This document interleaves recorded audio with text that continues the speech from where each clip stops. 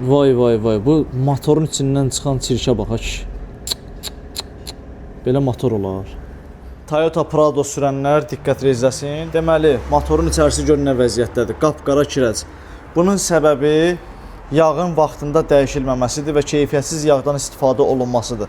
7000-dən bir, 8000-dən bir bu yağ dəyişilib bu motorda. Ona görə də motorun içərisi bərbad vəziyyətdədir. Biz bunu niyə sökmüşük? Çünki üst krişkanın prokladkası yağ buraxırdı.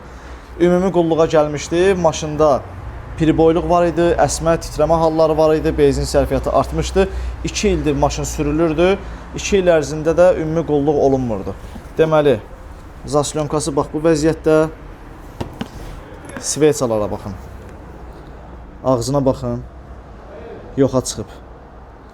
Dördü də o vəziyyətdədir. Yəni baxımsız olduğuna görə də bu yazıq maşın bu haldadır. Farsonkaları sökmüşük. Farsonkaların ağzına diqqət eləyin. Hamısı içikli vəziyyətdədir. Deməli, farsonkalar yuyulacaq.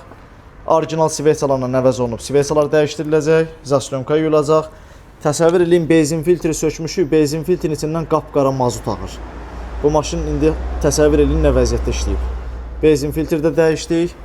Bu proseslərdən sonra deməli üst krişka orijinalla əvəz olunacaq. Motorun içərisində biz bir şey eləyə bilmirik. Bu motorda yağ yemə də var.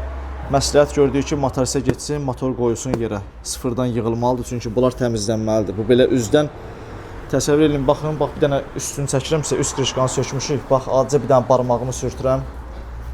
Motorun içindən çıxan çirkə diqqət edin. Həmin göstərdiyim çirk motorun içərisində işləyir, yağa qarşı gedir kəfkirin gözünü tutur, başlayır motorun sıradan çıxmasına səbəb olmağa. Ona görə də biz buna heç nə eləyə bilmərik. Yəni buradan tutaq ki, bunu apardı, yuduzdurdu. Üstünə bağladıq, amma motorun içərisində o qurumları heç nə ilə təmizləmək olmur üzdən. Ona görə motor sökülməlidir. Biz müştəriyə bunu deyirik, səhv müştərinin özündədir. Çünki vaxtında qulluqları elətdirsə, vaxtında yaxşı yağ töksə, vaxtında dəyişdirsə bu problemlər olmaz. Əgər bir sveça bu vəziyyətdə işləyirsə maşının üzərində, təsəvvür edin, ağzı qırılıb düşüb, görürsünüz, heç ağzı da yoxdur. İndi baxıram buna. Sveça vaxtında dəyişilmirsə bir motorda, demək ki, motorun içərisinin belə vəziyyətdə olması normaldır. Çalışın maşınlarınıza diqqət eləyin ki, sonradan 5 manatlıq iş gəlib 10 manat olmasın.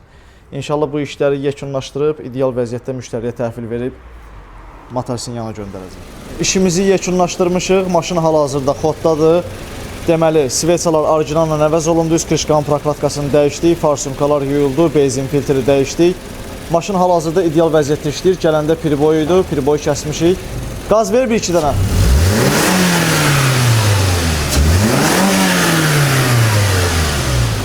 Heç bir titrəyiş yoxdur, sürdük, baxdıq.